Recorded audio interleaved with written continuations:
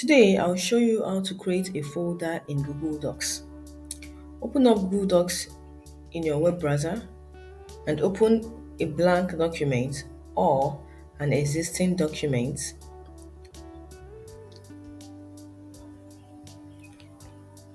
You make sure that the document is named, as you can see here.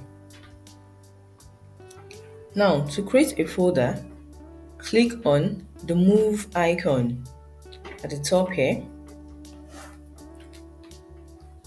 A pop-up screen appears. Now you click on my drive button. You click on my drive button here. At the bottom of the screen, click on this icon to create new folder. Now you'll be prompted to give your folder a name or a title.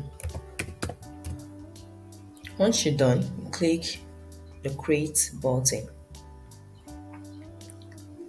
Now this is your folder and there is nothing in it.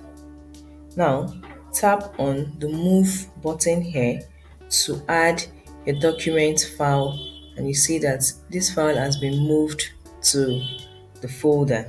So that is how you create a folder in Google Docs. Hope you find this video helpful. Ensure to like and subscribe for more tips. Bye. See you in the next video.